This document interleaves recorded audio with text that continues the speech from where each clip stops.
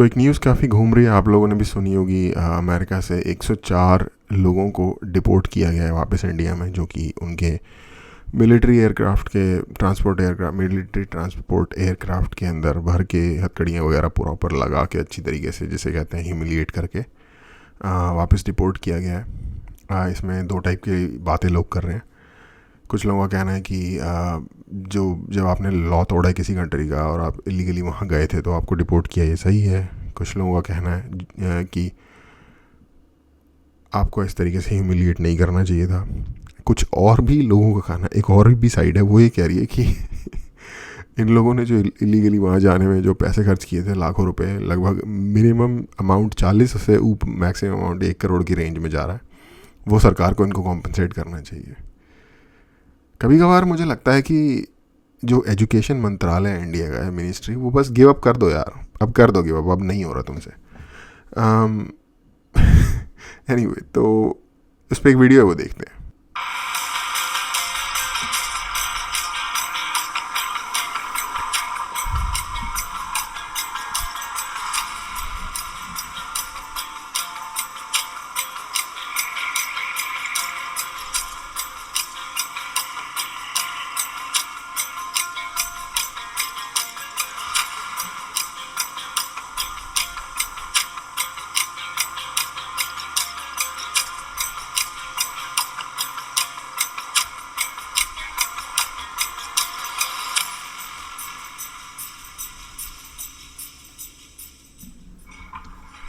Donald Trump's deportation drive hit a new milestone today. The US president sent a military jet to India carrying over 100 undocumented immigrants from India. This is the farthest a US military deportation flight has ever gone. The US has deported Indians before. More than 1,000 of them were sent home last year, but they were sent back via charter or commercial flights. It was far more subtle. Trump doesn't care about subtlety though. Okay, so भेजते तो ये रहते ही हैं। अगर आप लोगों को नहीं पता तो 7 लाख से ऊपर, ऑलमोस्ट 8 लाख के आसपास इंडियन लोग हैं जो इलीगली यूएस में रह रहे हैं। तो भेजते तो ये अक्सर रहते हैं। कह रहे हैं कि पिछले साल ही 1000 भेजा था, पर ये 100 बंदा 104 इंसान जो भेजा है, उसके ऊपर इतना ज़्यादा बवाल इसलिए हो रहा है क्योंकि जो थिएट्रिक्स इस्तेमाल हो रही है ना, कि दिखाने के लिए, जिसकी की रीज़निंग है, हमें वो बुरा लग रहा है एज एन इंडियन, क्योंकि हमें लग रहा है कि यार हमारे कंट्री मैन को डिमीन कर रहे हैं, हथकड़ियाँ डाल रहे हैं, ये वो। जब आप किसी की टेरिटरी में एंटर हो गए ना, जहाँ उनका लॉ चलता है, और आप जब एंटर हो रहे हो तो उनका लॉ भी, मैं इस वक्त ये नहीं कर रहा कि आपने कानून तोड़ा तो आपको सज़ा मिलनी चाहिए, मैं वो उससे बात नहीं कर रहा। किसी की टेरिटरी में आप एंटर हो रहे हो, उसकी परमिशन के बिना एंटर हो रहे हो, और जब किसी की परमिशन के बिना किसी की टेरिटरी में एंटर हो रहे हो तो उसका लॉ भी ऑफ कोर्स आप तोड़ ही रहे हो उस टाइम पे। ये बात अलग है कि आपने उसका लॉ तोड़ा है, उसकी मोरालिटी क्या है, वो एक अपनी जगह है। दूसरी बात है ताकत की, कि अब उसकी ताकत है आपके ऊपर। जो लोग भी इलीगली जा रहे हैं अमेरिका में, वो 100% ये मान के जा रहे हैं, वो 100% अमेरिका की दया एज्यूम करके जा रहे हैं। आपको ये दया या नेग्लिजेंस, इन दो चीज़ों में से एक, कि ध्यान नहीं देंगे, नहीं पकड़ेंगे, बड़े लोग काम करते हैं, लाखों करोड़ों बंदा वहाँ ऐसे ही रह रहा है, कोई दिक्कत नहीं आएगी, पकड़ते नहीं है, इतना दिक्कत नहीं देते, मतलब दया ही हो गई ना उनकी, दया हो गई या नेग्लिजेंस हो गई, इन दोनों में से एक चीज़ है। कोई बंदा चाइना का बॉर्डर इलीगली क्रॉस करके अंदर नहीं जाता, तिब्बत से भाग के इंडिया में आते हैं, पर इलीगली क्रॉस करके, क्योंकि पता है कि वहाँ पर गोली मारेंगे डायरेक्ट। कोई बंदा नॉर्थ कोरिया का बॉर्डर इलीगली क्रॉस करके वहाँ नहीं जाता।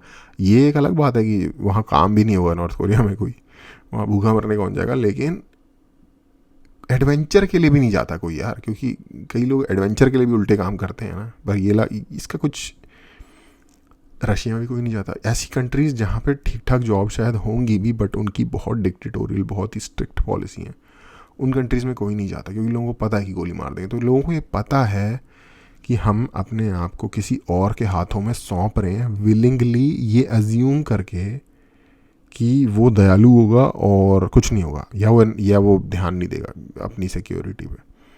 अब प्रॉब्लम ये आ गई है कि अब उन्होंने कहा है कि भाई अब हमें, मतलब इनका ना ही, इनको सिर्फ निकालना नहीं है अपनी कंट्री से, इनको एग्जाम्पल बनाना है, दूसरों को दिखाना है कि हम कैसे करते हैं जब हम करने पे आते हैं। ये बहुत बड़ी चीज़ है इसके अंदर। he seems to want to make a show of it. A show of his mass deportation drive in action, and that is probably why he prefers deportations via military aircraft. क्योंकि महंगा A बहुत है यार। C-17 Globemaster III landed in India today at the international airport in Amritsar in the state of Punjab. Reports say it brought back 104 undocumented immigrants. Let's look at the breakup. There were 25 women and 79 men.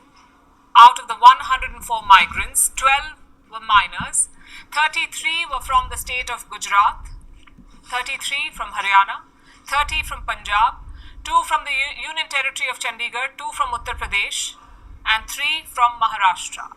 अब एक बारी रुक जाओ, यहाँ पे एक और चीज़ देखने में आ रही है। 33 गुजरात, हरियाणा, 30 पंजाब, 2 चंडीगढ़, जो कि अगेन पंजाब हरियाणा में ही डाल दो उनके ही खाते में, तो बेसिकली पंजाब हरियाणा से गए हैं 35 और 30 55 लोग, ठीक है।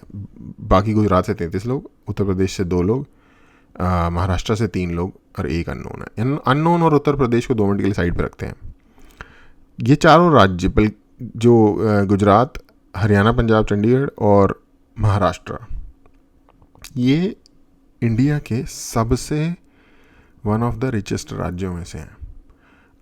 नॉर्थ हरियाणा का आई डोंट नो, गोवा के बाद शायद सेकंड नंबर पे गोवा या फर्स्ट पे है, या गोवा और सिक्किम फर्स्ट और सेकंड पे है, और थर्ड पे हरियाणा है। लेकिन पर पर्सन जो अर्निंग होती है, पर कैपिटा जीडीपी, वो हरियाणा की इंडिया में टॉप 3 में है, और सबसे ज़्यादा बंदे जा रहे हैं वहाँ से। सोचो, पंजाब भी ठीक ठाक डिसेंट लाइफ जीते हैं वहाँ लोग, बढ़िया, कोई गरीबी के लिए नहीं जाना जाता है इंडिया में पंजाब बेसिकली। और गुजरात तो खैर सब one of the most developed, जहाँ पे सबसे ज़्यादा जॉब की अपॉर्चुनिटी है। पूरे इंडिया से के डिफरेंट हिस्सों से लोग गुजरात में जॉब करने जाते हैं। सेम हरियाणा के साथ भी है। पंजाब में ईस्टर्न यूपी और बिहार से बड़ी संख्या में लेबर जाती है खेतों में काम करने के लिए। तो ऐसी बात नहीं है कि ये कोई गरीब है या फिर ये भूखे मर रहे हैं। ये कोई वैसे हालात नहीं है। और जिनके ऐसे हालात होंगे वो 1 करोड़ रुपए दे के जा ही नहीं सकते। जिनके पास कैश में स्पेंड करने के लिए 40 लाख रुपए से 1 करोड़ रुपए हो, और वो चाहे जैसे भी आया हो, ज़मीन बेच के आया हो, किसी से उधार लेके आया हो, उन लोगों की कैपेसिटी थी इतना कैपिटल जनरेट करने की। Capacity to generate a certain amount of money, ये अपने आप में ही एक बहुत बड़ी पावर है। मुझे नहीं लगता कि जो गरीब लोग हैं उनके अंदर ये पावर होगी कि वो भी चाहें तो कहीं से 30-40 लाख रुपए का जुगाड़ कर लें, चाहे वो उधार लोन लेके ही कर सकें। जो भी ये करते हैं इतने पैसों का, वो मैं ये नहीं कहूँगा अमीर हैं, लेकिन डिसेंट बैकग्राउंड से आ रहे हैं ये सारे लोग जिन्होंने इतने पैसों का इंतजाम किया है, 40 लाख रुपए minimum. Person's place of origin is still unknown. All these people landed in Amritsar earlier today. Reports say they were greeted in a friendly manner. A team of doctors was said to be on standby. Arrangements were made for food. One official who greeted them hinted that they may not have been fed well. It looked like they hadn't seen hot food in ages, which probably should be expected.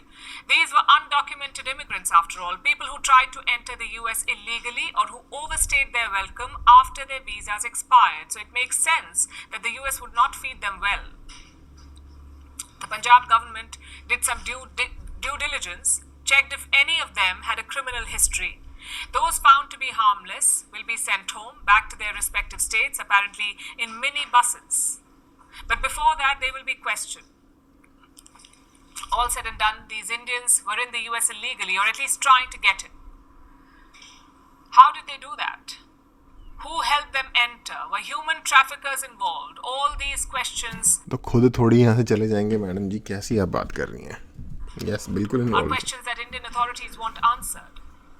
Once the officials extract all the information they can, the migrants will be sent home.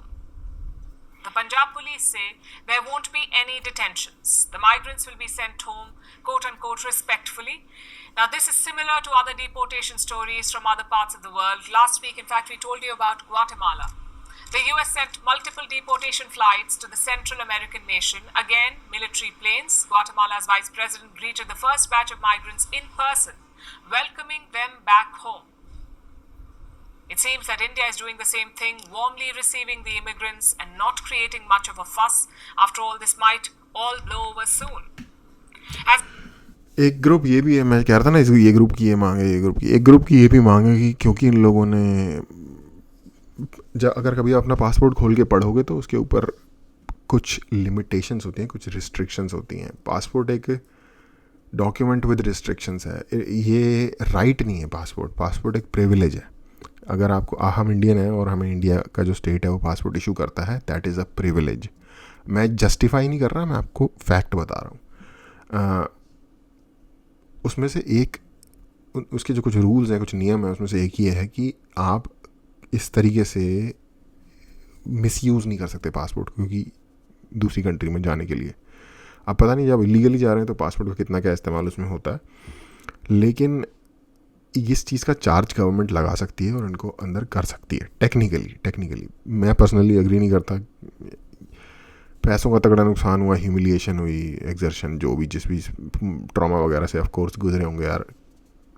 छोटे से छोटे crime के लिए भी अगर कोई arrest हुआ है ना, उसको मतलब शैकल्स में डाला गया है और उसको लाइक मैन हैंडल किया गया इन सम वे, ट्रॉमेटिक वो होगा ही. जिस बंदे के साथ वैसा लाइफ में पहले कभी नहीं हुआ, उस बंदे के लिए जिसकी थोड़ी सी ठीक ठाक ज़िंदगी चल रही थी, उस बंदे के लिए. पर आई गेस जब इन लोगों ने क्रॉस किया होगा बॉर्डर तो उस वक्त भी डिटेन ने किया ही होगा, उनके बॉर्डर पेट्रोल वगैरह ने, तो शायद इनका एक बार पहले भी उनसे पाला पड़ा ही होगा. बट एनीवे, मैं भी ये नहीं चाहता अगर इन लोगों का वैसे बैकग्राउंड क्लियर है इंडिया में तो इनको अरेस्ट करने का कोई या फिर लाइक डिटेन करने का कोई भी मतलब बनता है. My opinion. As I mentioned, India has always taken back undocumented immigrants. India took back more than 1,000 last year. और बाय द वे लेना भी चाहिए. जो भी ये सोचता है ना कि इंडिया को नहीं लेना चाहिए, जैसे चाइना या पता नहीं अभी कोलंबिया का एग्जांपल दे रहे थे, जो एग्जांपल दे रहे हैं उनको शायद झंडू को ये नहीं पता कि उसके बाद क्या हुआ है. पूंछ ना टांगों के बीच में लेके वापस भी लेना पड़ गया उन्हें. सोचो इसका कॉन्सिक्वेंस अगर नहीं लेती गवर्नमेंट. आपकी कंट्री के लीगल गए हैं यूएसए में, ठीक है, यूएसए कह रहा है कि भाई आपके इतने बंदे आ गए हमारे पास, इनको वापस ले लो. आप उनको वापस नहीं ले रहे. उनके माइंड में आ गया भाई ये कंट्री तो कोऑपरेट ही नहीं करती रीमाइग्रेट में, तो इनके बंदों को तो बिल्कुल ही चुन चुन के वीज़ा दो, जिसकी 100% गारंटी है कि जो नहीं ही रुकेगा सिर्फ उस बंदे को वीज़ा दो, वरना बिल्कुल ही जहाँ हल्का सा भी रेड फ्लैग दिखे हटा दो, मत दो इस कंट्री के लोगों को वीज़ा, क्योंकि अगर कल को हमें इन्हें वापस करना पड़ा तो ये वापस भी नहीं लेंगे. तो ये इसके ड्रॉबैक्स हैं अगर कोई कंट्री मना कर दे. Just saying. So this is nothing new. Today's flight carried 104 people. There's a lot more to go. India has agreed to take back at least 18,000 migrants from the United States. So today was just the beginning. But will the next batches also come via military jets? The military deportation flights are good optics for Trump. Yeah. But how long will that last? ये optics ही है, क्योंकि I guess पर बंदे पे इन्हें एक regular passenger jet में अगर ये भेजें किसी को, और ये जो मिलिट्री जेट में भेज रहे हैं, आई थिंक 4 या 5 गुना एक्स्ट्रा महंगा पड़ रहा है हर बंदे को भेजना. मतलब जो इन्होंने 400 बंदा भेजा इतने में ये मतलब 100 बंदा भेजा इतने में ये 500-600 लोग भेज सकते थे अगर ये रेगुलर पैसेंजर जेट से भेजते. तो आई डोंट थिंक कि ये सस्टेन होगा. ये एक बस, और जो लोग आने की सोच रहे हैं ना, या जो आने के रास्ते में उनको डेटर करने का एक ज़्यादा, क्योंकि ये सोचो आज के टाइम पे कितने सारे लोग ऑन रूट होंगे इन सारी कंट्रीज़ के थ्रू इलीगली अमेरिका एंटर करने के, फिराक में होंगे. तो उन लोगों को एंटर करने के लिए जो सोच रहे हैं ऐसा इस चीज़ को शुरू करने का, उनको डेटर करने के लिए ये एक तरीके का थिएट्रिक्स है. They aren't free, you know. Reports say they're more expensive than the usual commercial deportation flights by far. देखो 4675 पर माइग्रेंट, राइट. यूएस की अगर आप एक मतलब बहुत एक्सपेंसिव फ़्लाइट नहीं ले रहे तो आपको रिटर्न फ़्लाइट $1100 में बड़े प्यार से आ जाती है. अगर आप वेस्ट कोस्ट से जा रहे हो, ईस्ट कोस्ट से जा रहे हो, न्यूयॉर्क वगैरह से, तब तो $600-700 की भी आ जाती है. मैंने $600 में रिटर्न ट्रैवल किया हुआ है न्यूयॉर्क से दिल्ली, न्यूयॉर्क न्यू जर्सी में, वहाँ से दिल्ली रिटर्न, ठीक है. तो पैसेंजर जेट की तो इससे मेरे ख्याल से यार 8 गुने से भी ज़्यादा, 8-9 गुना महंगा पड़ रहा है पैसेंजर जेट के मुकाबले. So chances are that Trump will stop using them soon enough once the novelty wears off. Yeah. Then it will probably go back to charter and commercial deportation flights, and India will return to taking back its citizens quietly. हाँ यही है। इसमें मैं काफ़ी सारे लोगों के interview भी देख रहा था, काफ़ी सारे तो नहीं, जो कुछ लोगों का इन्होंने चैनल के लोगों ने इंटरव्यू लिया है। एक बंदा कह रहा था कि मैं हमारे ब्रदर चलो सेफली आ गए हैं, अच्छी बात है ये वो, पर गवर्नमेंट को हमें इसका कुछ कॉम्पनसेट करना चाहिए। यार जो ये सोच रहे हैं कि गवर्नमेंट को कॉम्पनसेट करना चाहिए, किस लिहाज, आप ये अपने आप से पूछो। या तो मुझे लग रहा है कि या तो अपने एंड से ही उन्होंने बस एक बात कर दी, बट अदरवाइज अगर आप सीरियस हो इस बारे में, और जो भी इस तरीके से इस लाइन पे सोचता है, आप खुद से सोचो कि आपने गवर्नमेंट लीगली किसी कंट्री का बॉर्डर क्रॉस करके ना कंट्री का नुकसान किया है। जिन टर्म्स पे आपको पासपोर्ट मिला था वो टर्म्स वॉयलेट किए।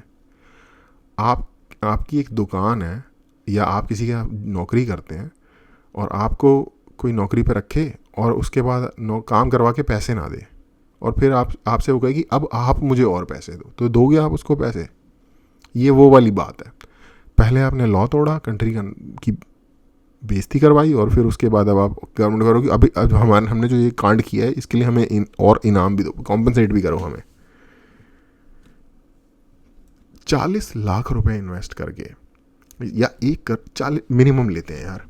इंडिया में आज के टाइम पे भी महंगाई बढ़ गई, जो भी हो गया ऐसी की तैसी, आज के टाइम पे भी इंडिया में 40 लाख रुपए में रहने के लिए डिसेंट आपको अपार्टमेंट मिल जाएगा किसी बड़ी सिटी के सबर्ब में, लाइक दिल्ली के सबर्ब में, नोएडा वगैरह में, ग्रेटर नोएडा वगैरह में आपको 1-2 बेडरूम का अपार्टमेंट मिल जाएगा। मैं अच्छा ये नहीं कह रहा कि टॉप टीयर में, बट मिल जाएगा। 40 लाख रुपए इतने होते हैं, ठीक है। 60 लाख रुपए में मुंबई, 60-70 लाख रुपए में मुंबई के, और मैं सबर्ब कह रहा हूँ अगेन, मुंबई के सबर्ब में आपको अपार्टमेंट मिल जाएगा 2 बेडरूम का। तो ये कोई छोटी रकम नहीं है। 40 लाख रुपए में आप 10-20 तरीके के बिजनेस स्टार्ट कर सकते हो। छोटा क्या, डिसेंट साइज का रेस्टोरेंट स्टार्ट कर सकते हो, छोटा मोटा वेयर हाउस स्टार्ट कर सकते हो, छोटी मोटी ट्रांसपोर्ट कंपनी स्टार्ट कर सकते हो, छोटी आईटी की कंपनी स्टार्ट कर सकते हो, छोटा मोटा इलेक्ट्रॉनिक्स का शोरूम स्टार्ट, कितने मिठाई की दुकान, कुछ कितने ही काम है। और इनमें से कोई ना कोई टैलेंट तो आपके अंदर हो। वहाँ पे जाके क्या करते हैं लोग 40 लाख रुपए खर्च करने का? क्योंकि मैं पर्सनली मिला हुआ हूँ ऐसे लोगों से यार, मैं जानता हूँ ऐसे लोगों को जो यूएस में हैं और इलीगली रह रहे हैं। मैं कई बार गैस स्टेशन वगैरह में जैसे जाऊँगा या कॉफ़ी वगैरह कहीं लेने के लिए इंसान रुकता है कहीं पे, तो वहाँ मिलते थे मुझे ऐसे लोग जो देखने से पता चल जाता है इंडियन है, हिंदी वगैरह में बात होती है। और रिसेंट मैंने ये भी ट्रेंड ऑब्जर्व किया कि हरियाणा से बहुत लोग जाना शुरू हो गए हैं। इसमें भी one of the top states Haryana है। हरियाणा से ये मेरे ख्याल से आज से 10-15 साल पहले इतना ज़्यादा नहीं होता था। तो ये अभी बुरी चीज़ लग रही है शायद, पर लॉन्ग टर्म में मेरे ख्याल से ये उन लोगों के लिए भी जो बाहर जाने के चक्कर में अपना, जिन्होंने दिमाग एक सेट किया हुआ है या फितूर है जो भी है, उनके लिए भी और कंट्री के लिए भी और बाकी सब के लिए भी ये एक अच्छी चीज़ है। और अमेरिकन के लिए भी एक बढ़िया ही चीज़ है। उसका रीज़न ये है कि ये एक शॉर्टकट है लाइफ में तरक्की लेने का। और होता ही है कि शॉर्टकट कोई होता ही नहीं है। शॉर्टकट हमेशा एक मिराज होता है। जैसे रेगिस्तान में एक मिराज होता है ना, जो देख के आपको लगता है कि वहाँ पानी होगा और वहाँ जाते हो वहाँ कोई पानी नहीं होता। शॉर्टकट ज़िंदगी के अंदर वही चीज़ है। जिस बंदे को ज़रूरत पड़ रही है ना शॉर्टकट की, उसकी किस्मत अगर इतनी बढ़िया होती तो उसको वो पैदा ही अच्छी जगह, ऐसी जगह होता जहाँ पे वो सारी चीज़ें अवेलेबल होती जिसकी उसे ज़रूरत है। आप चले भी जाओगे ना किसी तरीके से इनमें से किसी भी देश में इतने सारे पैसे लगा के, तो पूरी ज़िंदगी आप यही कैशियर, टेलर, ये सारी जॉब्स करते हैं। बहुत कम लोग होते हैं जो सच में अपने पोटेंशियल का पूरा 100% एक्सट्रैक्ट कर पाते हैं ऐसी कंट्रीज़ में जाके। शायद करोड़ों में से एक होता होगा कोई जिसने बड़ा बिजनेस चलाया और वो चल गया और ये वो। ज़्यादातर लोग एक बहुत ही बेसिक लेवल की ज़िंदगी और एग्जिस्टेंस निकाल लेते हैं। थोड़ा सा इस मामले में शायद बेटर हो जाता होगा कि आपको एक गाड़ी लेना आसान हो जाता होगा, या लाइक हाउस होल्ड की थोड़ी सी सिचुएशन बेटर हो जाती होगी, सड़कें थोड़ी साफ़ सुथरी हैं, बट उसको आप कॉम्पनसेट कर लेते हो फूड क्वालिटी में अपनी सारी की सारी जो आपकी कल्चर है वो सारा लूज़ करके, और जितने भी आपके दोस्त रिश्तेदार थे उन सब से अपना कनेक्शन हटा के। और जिन लोगों को ये लगता है कि भाई ये कल्चर झंडू है और दोस्त रिश्तेदार वैसे भी लाइक बैक स्टैबर्स होते हैं और ये वो, ज़िंदगी में वैसे भी बहुत कुछ है नहीं। जो आपके अच्छे बुरे दोस्त रिश्तेदार जो भी हैं जैसे भी हैं वही हैं, वही आपकी वही जिस गेम ज़िंदगी की जिस गेम में आप खेल रहे हो ना ताश, उसमें आपको यही पत्ते मिले हैं। उनको आप अच्छा से खेल लो या उनको आप बुरे से खेल लो, ये आपके ऊपर डिपेंड है।